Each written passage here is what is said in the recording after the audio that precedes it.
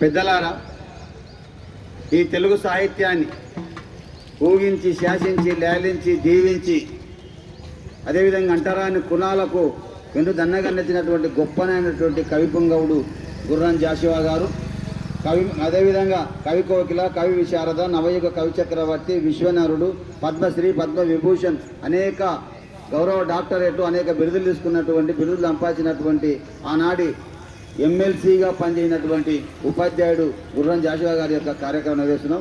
ఇటు కార్యక్రమాన్ని ఉద్దేశించి కవి పండితుడు బోరోజు గిరిరాజాచార్ని మాట్లాడవలసిగా సాధారణంగా కోరుతున్నాం.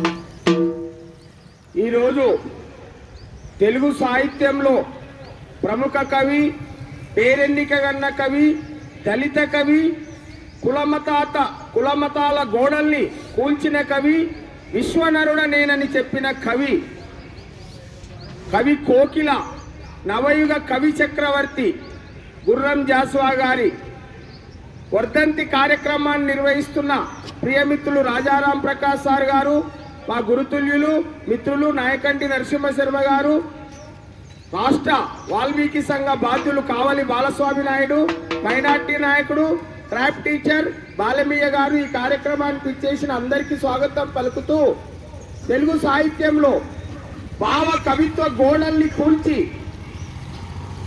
ఆధునిక కవిత్వంలో ప్రజా కవిత్వాన్ని ప్రజలకు చేరువగా తీసుకువచ్చిన మహాకవి గుర్రం జాషువా గారు.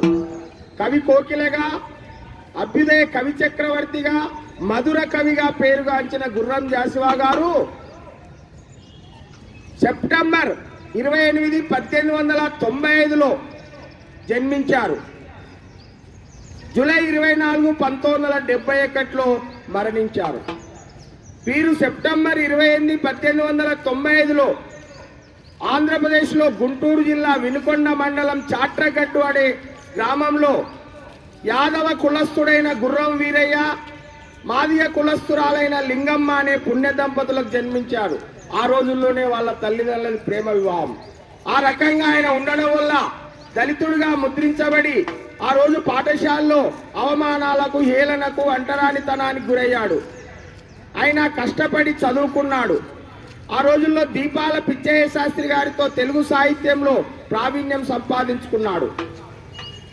ఆ సందర్భంగా ఆయన అట్లా చదువుకొని గుంటూరులో తెలుగు పండితుడిగా పనిచేశాడు. ఆ విధంగా సాహిత్య మెలకువలను నేర్చుకొని తెలుగు సాహిత్యంలో ఆయన రాసిన కావ్యాలు, గ్రంథాలు 36 ఉన్నాయి. కవితా ఖండికలు ఉన్నాయి. ఆ కవితా ఖండికలు ఎన్నో ఆయన సాహిత్య ప్రతిభను గుర్తుకు చేస్తాయి. ఆయన రాసిన కావ్యాల్లో గబ్బిలం, పిరదౌసి, ముంతాజ్ మహల్, స్వప్నకథ, క్రీస్తు చరిత్ర, బాపూజీ, నేతాజీ ఇట్లా చెప్పుకుంటూ పోతే చాలా ఉన్నాయి. సత్యహరిచంద్ర శ్మశానం శర్మసారి చెప్పినట్టు దాన్ని కూడా చక్కగా వర్ణించాడు. గుర్రం జాషువా సాహిత్యంలో మనం పేర్కొనదగినది గబ్బిలం.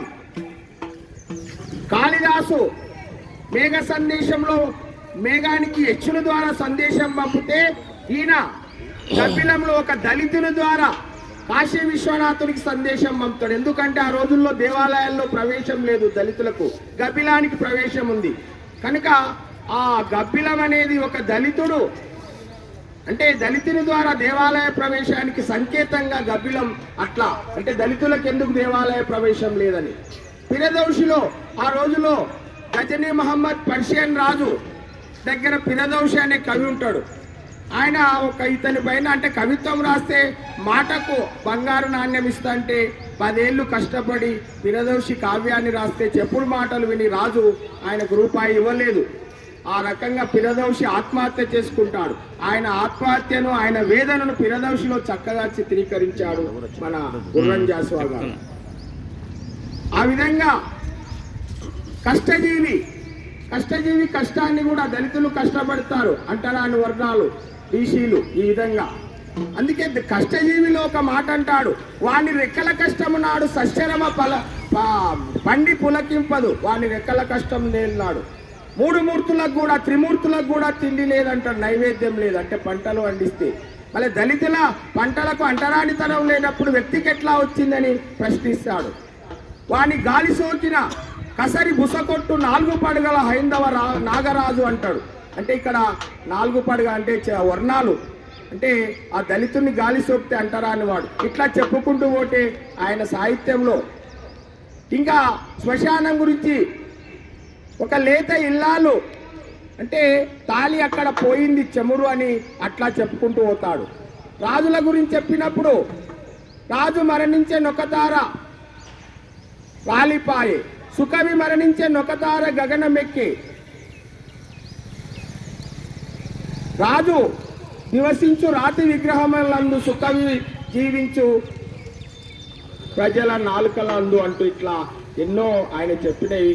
ఆ రకంగా శ్రీ శర్మ సార్ చెప్పినట్లు మధుర కవిగా ఎవరిచ్చిందంటే బిరుదు విశ్వనాథ సత్యనారాయణ గారు ఇచ్చిండు. ఎందుకంటే ఆయన ప్రాప్తం లక్ష్మీ కట అంటే సరస్వతి కటాక్షం ఆయనకుంది కనుక ఆయన తెలుగు సాహిత్యంలో గొప్ప కవి. తిరుపతి కవుల్లో ఒకరైన చెల్లపిల్ల వెంకట శాస్త్రి గారు ఈ మహాకవి గుర్రంజాసు ఆ కాలికి గండపెండేరం తొడిగి ఇప్పుడు నా జన్మది ఈ కవీశ్వరుని పాదము తాకి నా జన్మ ధన్యమైందంటూ చెప్పాడు. ఇంతకన్నా నాకు పెద్ద అవార్డులు అవసరం లేదు అని గుర్రంజాసు చాలా సందర్భాల్లో చెప్పుకున్నారు.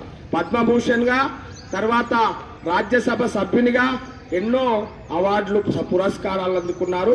ఆయన కూతురు హేమలత లవణం గారు ఆయన జయంతిన మన రాష్ట్రంలో పేదల పట్ల సామాజిక రీతిలో కవిత్వం రాసిన వారికి జాషువా సాహితీ పురస్కారం కూడా అందజేయడం జరుగుతుంది ప్రస్తుతం. కనుక అటువంటి మహనీయుని విశ్వనరుడని నేను చెప్పిన మహాకవిని మనం స్మరించుకుంటూ ఆయన చెప్పిన సాహిత్యాన్ని ప్రజల్లోకి తీసుకెళ్లాలని తెలియజేస్తూ ముగిస్తున్నాను. జోహార్ గుర్రం జాషువాకు, జోహార్ జోహార్, జోహార్ గుర్రం జాషువాకు, జోహార్ జోహార్.